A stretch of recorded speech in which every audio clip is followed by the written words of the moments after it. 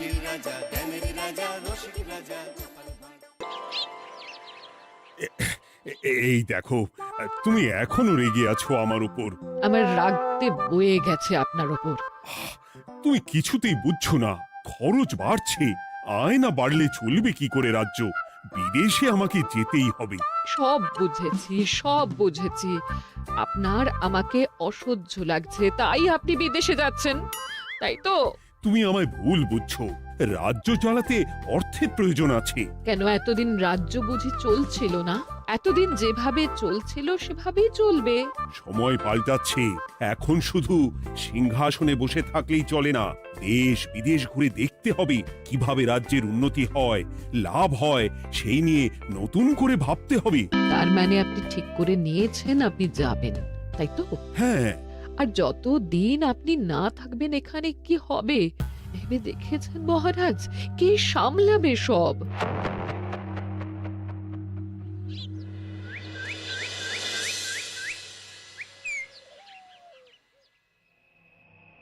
চিঠি?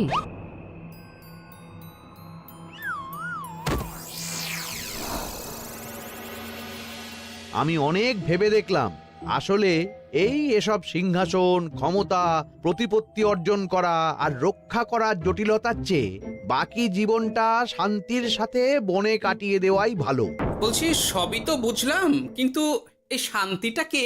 মহারাজ সন্ন্যাসী হয়ে গেলেন আর এসব নিয়েও তুমি ভাড়ামি করছো গোপাল? ও মা গো, এবার কি হবে? চিন্তা করবেন না রানীমা, কৃষ্ণনগরকে আমি আমার বুক দিয়ে আগলে রাখবো।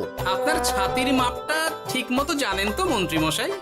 মানে ওই গোটা কৃষ্ণনগরকে কি আপনি আপনার বুকের মধ্যে আগলে রাখতে পারবেন?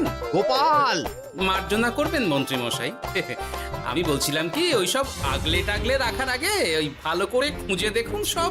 মানে কি বলতে চাইছো কি তুমি? মহারাজকে খুঁজে বার করুন মন্ত্রী মশাই, লোক পাঠান। তিনি হয়তো এখনো বেশি দূর যেতে পারেননি।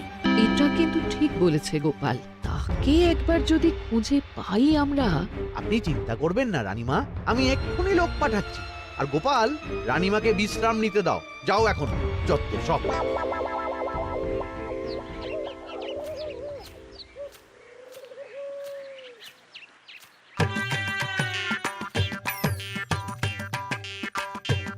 কই গো, গেলে কই? এক ঘটি জল দাও দেখি। ওই জলই খেতে হবে, শুধু জল। ঘরে এক দানাও চাল নেই।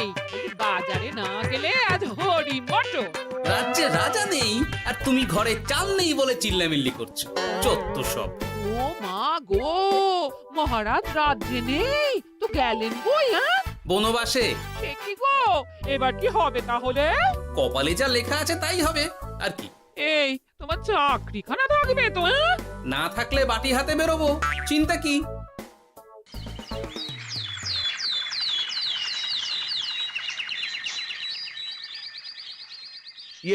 মহারাজ যখন নেই তখন আমি যখন এ রাজ্যের মহামন্ত্রী, তখন আমি এত মানে করার কি আছে মন্ত্রী মশাই? মহারাজ নেই তো কি হয়েছে, রানীমা তো আছেন। আমরা তার কথা মতোই চলব।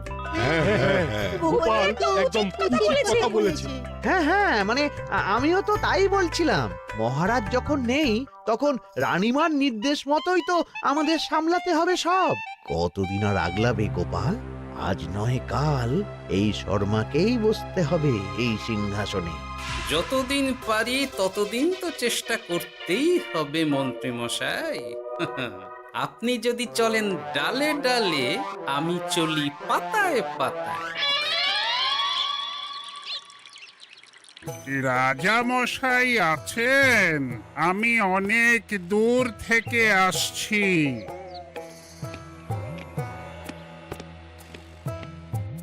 মন্ত্রীমশাই, একজন সাধু এসেছেন রাজামশাইয়ের সঙ্গে দেখা করতে।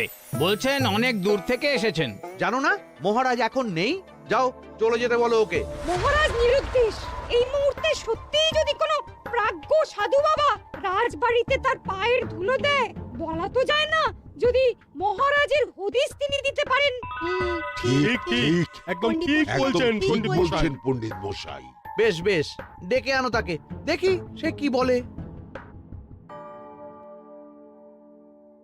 মহারাজ আমার প্রণাম নেবেন। উনি মহারাজ নয়, উনি মন্ত্রী। আসুন সাধু বাবা, আসুন, আসন গ্রহণ করুন।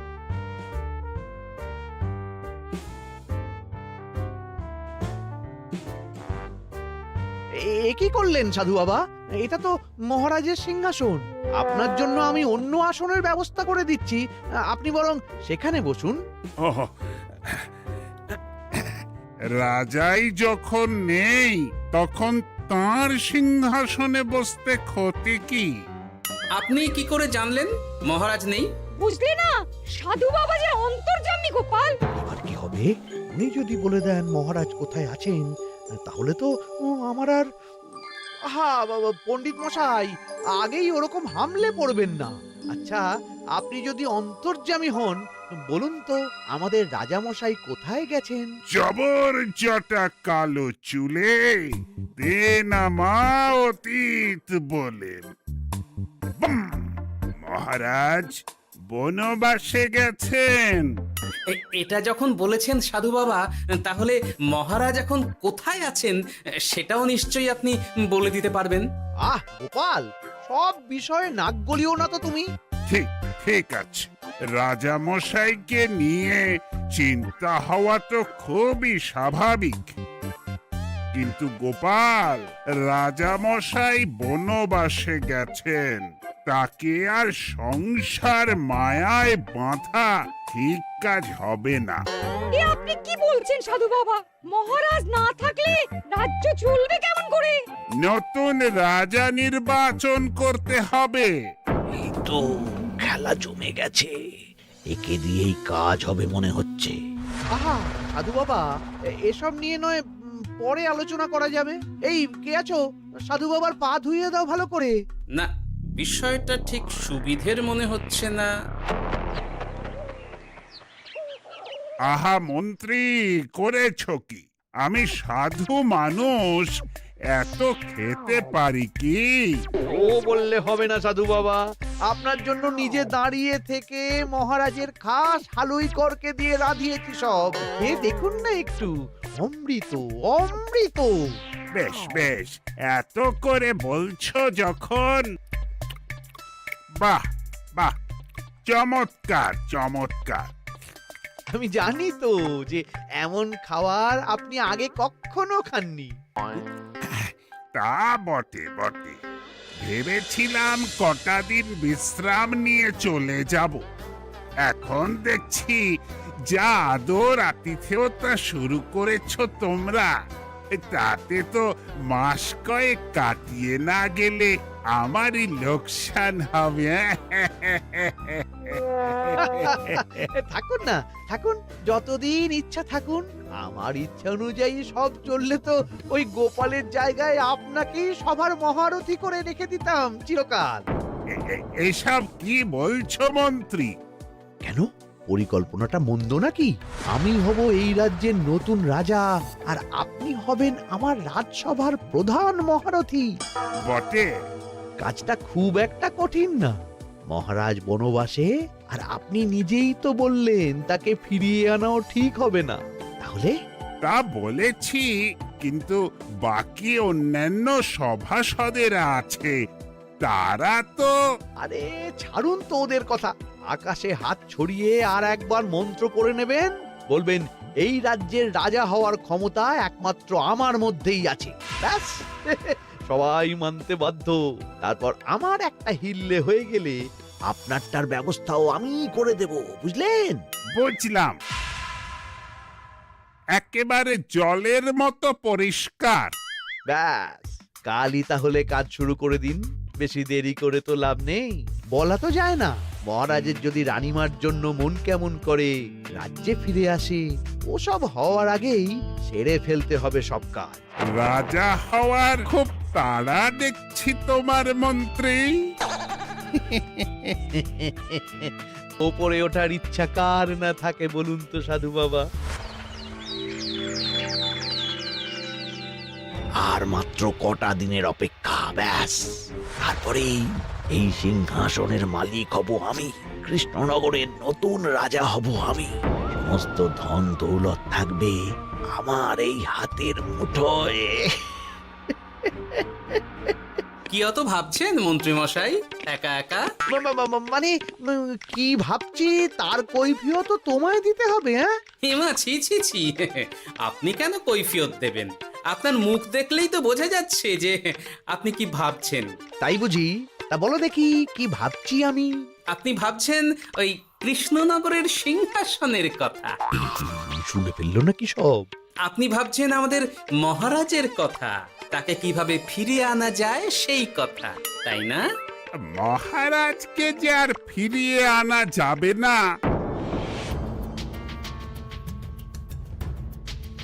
সে কথা তো আগেই বলেছি। তাই যদি হয় সাধু বাবা, আপনি এর একটা কিছু বিহিত করুন, না হলে রাজা ছাড়া রাজ্য। ঠিক বলেছ, রাজা রাজ্য, নুন ছাড়া তরকারি, আলো ছাড়া দিন, জল ছাড়া জীবনের মতো। তাই যত দ্রুত সম্ভব নতুন রাজা নিয়োগ করা দরকার। কিন্তু এ বিষয়ে সিদ্ধান্ত নেওয়ার আগে রানীমার সাথে কথা বলা জরুরি। তার চেয়েও জরুরি একটা কাজ আগে করা দরকার। কিসের কথা বলছেন মন্ত্রী মশাই? গোপালের বহিষ্কার। এ আপনি কি বলছেন মন্ত্রী মশাই? একে রাজা মশাই, তার মধ্যে গোপালের মতো বিচক্ষণ মানুষকে রাজসভা থেকে বহিষ্কার করলে তো রাজ্যেরই ক্ষতি। এটাই হচ্ছে সমস্যা। এই কক্ষে যার যেটা কাজ নয় সে সেটা নিয়ে বেশি চিন্তিত। তুমি বিজ্ঞানে মন দাও, রাজকাজ আমার দায়িত্ব। তাহলে এরকম সিদ্ধান্ত নেওয়ার আগে সবার সাথে আলোচনা করা দরকার। কোনো দরকার নেই, আমি যা বলেছি তাই হবে। রাজ্যের ব্যয়ভার বাড়ছে, এই মুহূর্তে কোনো ভাঁড়কে অযথা বেতন দিয়ে পোষার কোনো মানে হয় না। তাই গোপালেরও কাল থেকে রাজসভায় আসার কোনো দরকার নেই। সবই আমি বুঝতে পারছি মন্ত্রী মশাই। বেশ, আপনি যখন বলছেন, এই আমার শেষ দিন রাজসভায়, চলি সবাই, ভালো থাকবেন।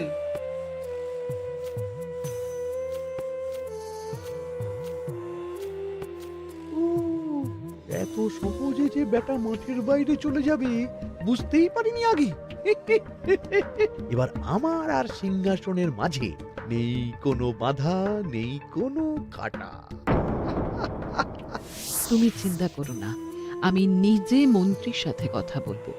না না রানীমা, সেসবের দরকার নেই। মহারাজ ছাড়া রাজবাড়ি শূন্য শূন্য লাগে, আমারও মন লাগছে না এখানে। বেশ, যা ভালো বোঝো তাই করো, তবে ডাকলে এসো কিন্তু। হ্যাঁ রানীমা, নিশ্চয়ই আসবো। এখন আমি চলি। যাক, এই কদিনে মাথাটা খেলানোর সময় পাওয়া যাবে একটু, না হলে কেমন যেন গুলিয়ে যাচ্ছে সব। কি যে বলো গোপাল দাদা, এই শেষ দুটো শাকের আটি নিয়েও দরদাম করবে তুমি? ওরে, আমি বেকার মানুষ, দরদাম না করে উপায় আছে আমার? হ্যাঁ শোনো শোনো শোনো, মহারাজ কৃষ্ণচন্দ্রের অবর্তমানে কৃষ্ণনগরে নতুন রাজা হিসেবে নির্বাচিত হবেন রাজ্যের মহামন্ত্রী। সেই শুভানুষ্ঠানে রাজবাড়িতে আমন্ত্রণ রইল। এসব কি হচ্ছে বলো তো গোপাল দাদা? ভিতরের খবর আছে নাকি কিছু? না গো ভাই, তুমিও যা জানো আমিও ততটুকুই জানি। ও গোপাল দাদা, ব্যাপার কি? এ সময় এখানে কি চাই? রানীমার জরুরি তলব, এখনই ওই রাজবাড়ি যেতে হবে তোমাকে। কিন্তু আমার যে বাজার হয়নি এখনো। আরে ওসব বাজার টাজার পরে হবে, তুমি এখন আমার সাথে চলো তো। মন্ত্রীকে আমি বিশ্বাস করেছিলাম, ও যে এইভাবে বিশ্বাসের সুযোগ নেবে আমি একদম বুঝতে পারিনি। আমাদের এক্ষুনি অন্যান্য সভাসদদের সাথে কথা বলা দরকার রানীমা। কারোর সাথে কথা বলার দরকার নেই রানীমা, আমি নিজেই চলে এসেছি আপনার সাথে কথা বলতে। এখানে কি জন্য এসেছো গোপাল? রানীমার কান ভাঙাতে? বাহ, আপনি সবার মাথা মুড়িয়ে সিংহাসন কবজা করতে পারেন, আর আমি রানীমাকে সেই সত্যি কথা জানাতে পারি না? চুপ, ভুলে যেও না আমি কৃষ্ণনগরের হবু রাজা। মুখ সামলে কথা বলবে আমার সাথে। এসব কি হচ্ছে মন্ত্রী মশাই? রাজা মশাই নেই, সেই সুবাদে এ কি শুরু করেছেন আপনি? আমায় আপনি ভুল বুঝবেন না রানীমা, আমার হয়ে যা বলার সাধু বাবাই আপনাকে বুঝিয়ে বলবে সব। উনি আর কি বোঝাবেন? কতদিন এসেছেন উনি, কি জানেন এই রাজ্যের বিষয়ে? সাধনা মা, সবই সাধনা। সাধনার জোর থাকলে সবকিছুই জানা যায়, ভূত ভবিষ্যৎ অতীত সব। সেই জোর থেকেই বলছি মা, মন্ত্রীর কপালে আমি জ্যোতি দেখতে পাচ্ছি। মন্ত্রী যদি রাজ্যের রাজা হয়, এ রাজ্যের উন্নতি কেউ ঠেকিয়ে রাখতে পারবে না। আপনাদের একটা কথাও বিশ্বাস করি না আমি, এসব আপনাদের ষড়যন্ত্র। এ আপনি ভুল করছেন রানীমা। যা হোক, যে কথা আমি বলতে এসেছি, রাজা যখন আমি হচ্ছি তখন তো আমাকে এই প্রাসাদেই থাকতে হবে, ফলে আমার স্ত্রীকেও এখানে এসেই থাকতে হবে। সে তো আর একা থাকতে পারবে না, তাই আপনি যদি এই ঘরটা ছেড়ে দিতেন। কিন্তু মন্ত্রীমশাই, তুমি কি বলছো মন্ত্রী? এখানে না থাকলে রানীমা থাকবেন কোথায়? আর আমি তো এমন কোন বিধান দিইনি যে রানীমাকে অন্যত্র পাঠাতে হবে। সবকিছুর জন্য তো আপনার বিধান দরকার নেই সাধু বাবা, এ আমার নিজের বিধান। আমি রাজা হব, আমার স্ত্রী রানী হবে, তারও তো অধিকার আছে রানীর মতো থাকার, রানীর মহলে থাকার। আপনার ব্যবস্থা আমি অন্যত্র করে দেব রানীমা, আপনি কিচ্ছু ভাববেন না। হাজার হোক আপনি আমাদের প্রাক্তন মহারাজের স্ত্রী বলে কথা। কি বলো গোপাল? আমার মনটা আসলে অনেক অনেক বড়, তোমরা খালি দেখতে পাও না সেটা। কাজটা কি আপনি ঠিক করলেন মন্ত্রীমশাই? শোনো গোপাল, আমাকে ঠিক ভুল বোঝাতে এসো না তুমি, বরং কাল সময় মতো চলে এসো। কৃষ্ণনগরের নতুন রাজার রাজ্যাভিষেকের জন্য মহাভোজের আয়োজন হবে। যতদিন পাচ্ছ খেয়ে নাও পেট ভরে।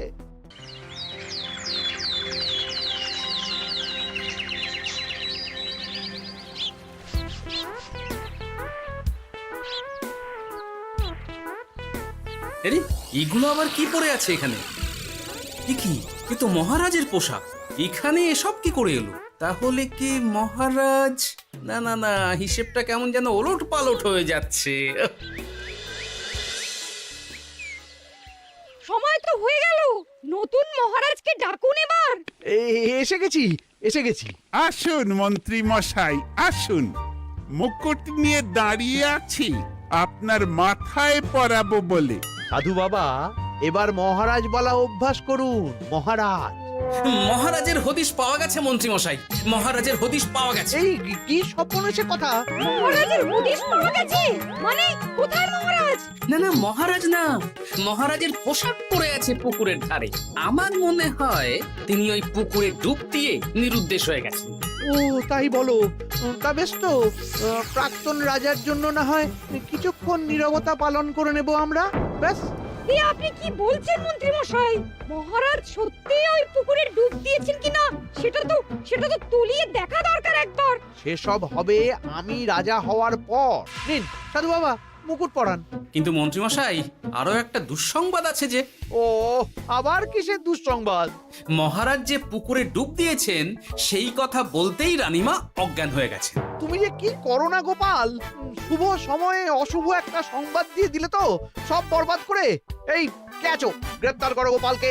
তার আগে তোমায় গ্রেপ্তার করা হবে। এত বড় সাহস তোমার? হবু রাজাকে গ্রেফতার করার কথা বলো তুমি? আজ তোমার একদিন কি আমার একদিন। কিসের হবু রাজা? আমি কৃষ্ণনগরের আসল রাজা। হ্যাঁ, আমি। কি মহারাজ, আপনি? হ্যাঁ, আমি। অনেক দিন ধরে তো তোমার বাড়বাড়ন্ত দেখলাম, আজকে খেলা শেষ। কিন্তু গোপাল, রানী কোথায়? কেমন আছে সে? এক্ষুনি তার কাছে আমাকে নিয়ে চলো। রানীমা ভালোই আছে মহারাজ, কিচ্ছু হয়নি তার। কিন্তু তুমি যে বললে রানী অজ্ঞান হয়ে গেছে। এটুকু মিছে কথা না বললে যে আপনার লুকোচুরি খেলাটা এত সহজে শেষ হতো না মহারাজ। লুকোচুরি বটে, কিন্তু তুমি বুঝলে কি করে এত সব? প্রথম সন্দেহটা হলো যখন রানীমাকে অন্যত্র রাখার কথা বলতেই আপনি বিচলিত হয়ে উঠলেন, তখন। তারপর পুকুর পাড়ে আপনার পোশাক, ব্যাস এটুকুই, আর কিছু নয়। আর প্রথম দিন রাজসভায় এসেই সোজা সিংহাসনে চড়ে বসা, ব্যাস। একে একে 2 আর দুয়ে দুয়ে 4 করে ফেললাম। তারপর মনে হলো রানীমার প্রতি টান ফিরিয়ে আনতে পারে আপনাকে আপনার আসল রূপে। তাই এই মিছে কথা। অধমের অপরাধ মার্জনা করবেন মহারাজ। গোপাল, তোমার তুলনা নেই। কিন্তু মহারাজ, আপনি কেন এই ছদ্মবেশ নিয়েছিলেন তার আসল উদ্দেশ্যটা কিন্তু এখনো আমার কাছে পরিষ্কার হয়নি পুরোটা। আসলে আমি পরীক্ষা করছিলাম, বুঝলে? কিসের পরীক্ষা মহারাজ? যে আমার অনুপস্থিতিতে কে এই রাজ্য চালাবে তার পরীক্ষা। এবং আমি ঠিক করেছি যে কদিন ব্যবসার কাজে আমি বাইরে থাকবো ততদিন রানীর পরামর্শ মতো সমস্ত কিছু সামলাবে গোপাল।